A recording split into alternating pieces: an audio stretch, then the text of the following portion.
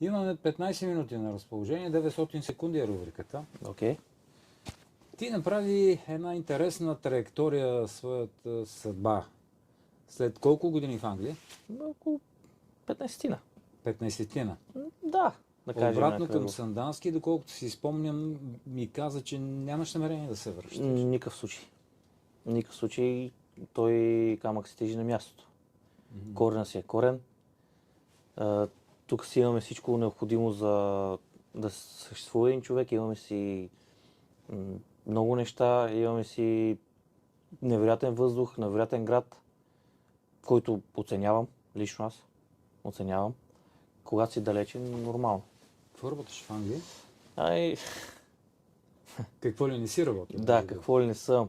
Значи от възможно най-нищо до възможно така за чужденец най-високото, като копаене на градинки, строителство задължително. Задължително е това нещо. Има си стълбица. Има си стълбица. Социален лифт. Така ли го кажа? После чистих на една гара едни огромни прозорци, много огромни. Значи там се знаеше понеделник, вторник, сряда, четвъртък, петък, докъде се стига, какво се прави и това е постоянно. Влагата те убива. И в един даден момент, след години растеш. Дето се казва. Последно бях менеджер. Няколко човека. Първа смяна, втора смяна, трета смяна, където ме сложиха. Каква институция? Почистване на международен влак. Англия-Белгия, Англия-Франция. Те минава под Ла-Манш, нали? Да, минават и първо ги чистех. Задължително се чисти. Първо задължително се чисти, после се издигаш, но не дават по-високо на чужденец. В никакъв случай трябва да е англичанин. Дори да плаваш, дори да кандидатстваш, дори да си дадеш документите, дори да си перфектен, първо гледат англичанина, обаче колкото и да си добър, трудно. Ако евентуално имаме двойно гражданство ние като чужденци, може би, но не. Как? Една имперска сила, над която не е залязвало слънцето, да позволи на някакъв балканец да израста сериозно. Да, аз между другото, не че нещо, но не работех с кой знае колко така умни хора, да кажете, те бяха повече сомалийци, каквото им кажеше се случваше, но бяха добри като хора. Бяха добри като хора. Или англичаните? Нямаше англичани.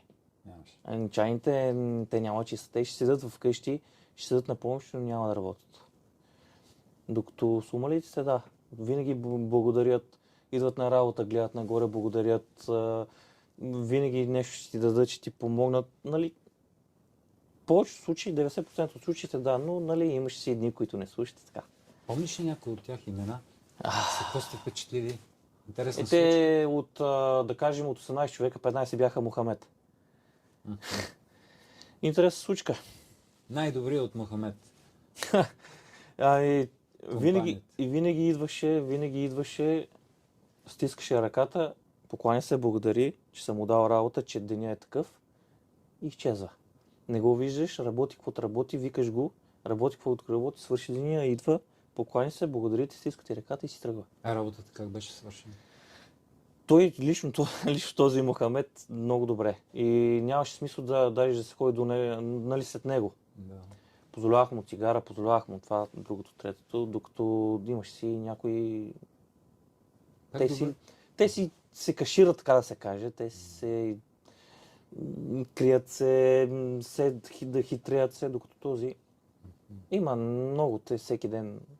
Това е за приветстване, защото не е станал пират там в това море. Нали? Е дошъл да работи честно да си изкара хляба. Честно. Значи там не се даваха болнични, дори да беше, особено по време на COVID, дори да беше зле, дори да кашляше, да и така нататък, нямаше. Там. Да оставим това сомалийците. Колко години преди да се върнеш окончателно реши, че пътят ти назад е необратим? 2 или 3. Как си представяше връщането? Определено не с червено климче, с такива фойерверки и така нататък. И духовата музика. И духовото му, нашия хубав добър оркестър, който имаме. Как си го представях? Не така както стана. Очаквах да е по-сложно, но не. Супер. Не е по-сложно. Нека да кажа, че се намираме в твоята аптека, която точно днес навършва 2 години, откакто я откри. Да, преди 2 години, на 28 Февруари. февруари. Аз си го мислех отдавна. Още Мислех в Англия ли го мислиш? Да, мислех го отдавна. Поработих и тук малко. Мислех си го отдавна. Трудно, много трудно. Кой беше трудно? Но кой е трудно? Държавата. Държава. Държавата, бюрокращината. Ако беше лесно, всички щяха да имат. Или всички щяха да пробват. Аптеки ли? Не само. Нещо друго. Не само, нещо друго. Самата държава Убива ли предприемаческия дух тази бумащина? малкият и среден бизнес жестоко. Особено Със сигурност го казваш. със сигурност. Със сигурност. Мислех, че защото там е малко по-различно. Там, там дават рамо. Докато тук натискат главата да се потъва. Ако сме коркови тапи в морето, по-скоро ще ни натискат, колкото да дойдат под нас и да ни тласкат на глава. По-естествения път. Корка е по-лека от водата. Да. Хубав образ създаваш с корка. И така, ти няколко години преди да тръгнеш окончателно реши, че трябва да имаш аптека.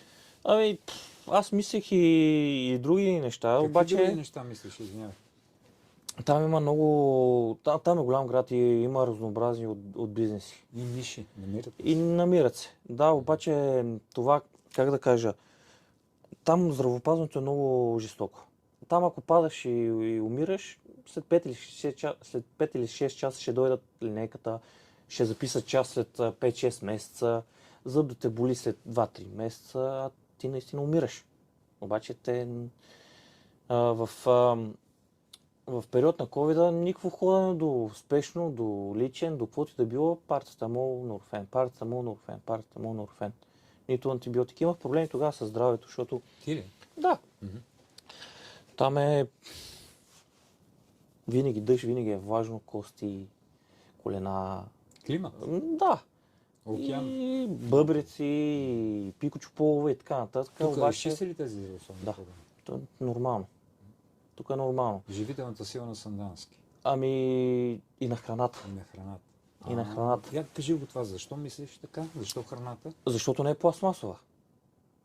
Когато отрежиме тук един домат, да кажем, от някое село или от който да било, той плиска, докато там хрупа. Хрупа, чисто и просто хрупа. Изглеждат невероятно. Те са все едно са нарисувани. Търговски вид? Невероятни. Сигурно растат за 2 дни. Вкусови качества? 0.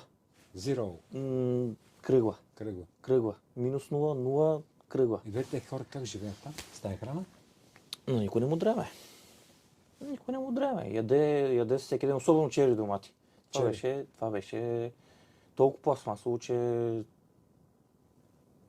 си нямате една идея. Чушката невероятна, красива, изпипана, нагласена, обаче за месо то е постоянно замразено. След като е постоянно замразено, като го сложихме в тиган, толкова вода, може да си сипа и от каната. Водата на филтриращата каната я сменявах на 2-3 месеца, защото котления камък я... Колко време след като се върна обратно, почувства, че здравето ти се връща? Дълго, може би година-2. Дълго, защото тяло трябва да свикне, трябва да се амортизира. Водата също ни е по-различна. И по-вкусна? Направо по-вкусна. Имаме си джигуро от дебрене. Имаме попина лъка горе. Имаме за въздуха да не говорим. Не. Въздухът. Там е коли. Постоянно. Той Сандански вече? Да, може да се каже, но там е хубавото, че данъците за колите са по-скъпи и почват да ги избягват. При нас също не са ефтини, ама ние няма как. Как ги избягват? Предпочитат да нямат кола? Да, да нямат кола. Може би този градски транспорт, който направиха да са електрически бусове, предпочитат го. Масови англичани? Да, защото те англичаните... те англичаните не са така, истинските англичани могат да ги видите по стадиона, по стадионите. Защото това е единството забавление, да кажем, в Манчестър или в Нюкасъл, защото там имат един завод огромен като нашата медика или като нашите превързълши на времето. И това е. И като дойде петък, събота или неделя, на матч. Пъбовете и мачовете. Да. Това са истинските англичани, всичко друго е... Добре, да се върнем към твоята аптека.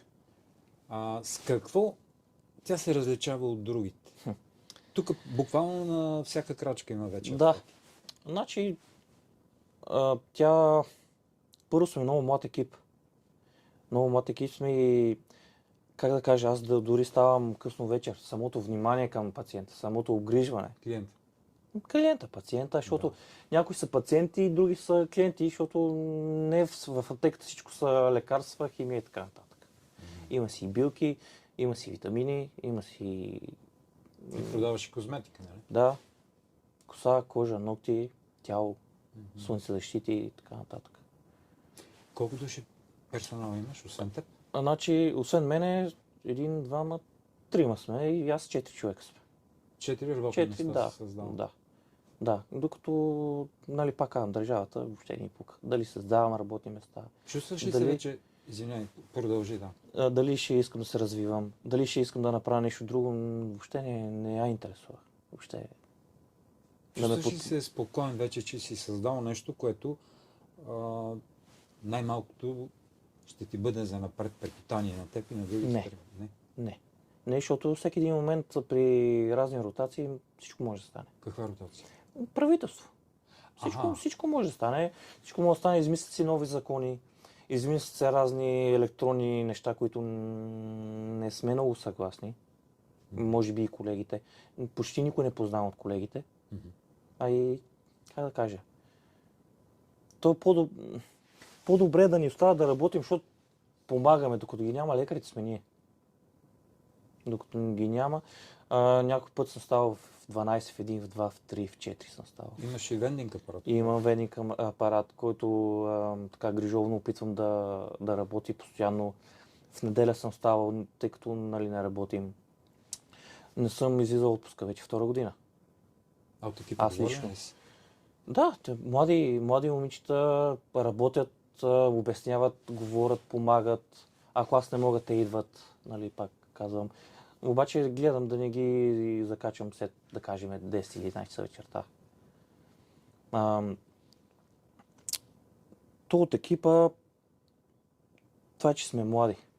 Това е най-важното и че имаме доста енергия. Нали, случва се да ни е лошо и да ни е такова крив ден. Издръжливи сте? Да, може да се каже. Пак казвам, да, аз съм 2 година без отпуска, имам неделята, ако ми е почиване, но окей, иначе 24/7 е постоянно. 365 дни в годината, на 31 идвах. На 1 януари идвах. Понеже имам още 2 минутки максимум, с какви думи би се обърнал към Санданчани? Да си цениме града, първото което е, да цениме това, което имаме. По-малко злоба, по-малко завист и по-малко интриги. Възможно най-малко интриги, ако могат да се случват, ще бъде невероятно. Това ще е един преход, в който... Ментален преход. И не само. Искам и не само да участвам, искам да го видя. Така ли? Да. Кой какво, що, ама защо, както мен не ме интересува. Въобще не искам и никой друг, обаче Трудно е. Трудно е. Менталитет. Трудно е, да. Малък град сме, познаваме се, те ме познават, аз тях нали не. И постоянно се чувам някакви неща, ама това е. 30 секунди да се представиш накрая. С това трябваше да започнем. Борислав Танасов, се казвам 34, близо 35 години. Имам така да кажа доблестта и смелостта да остана в държавата и да развивам нещо мое с помощта на млад, борбен и, как да кажа, красив екип. Това е много хубаво. Да, защото са ми колежки и чудесно пожелание. Благодаря ти. Благодаря аз. 900 секунди. Благодаря аз.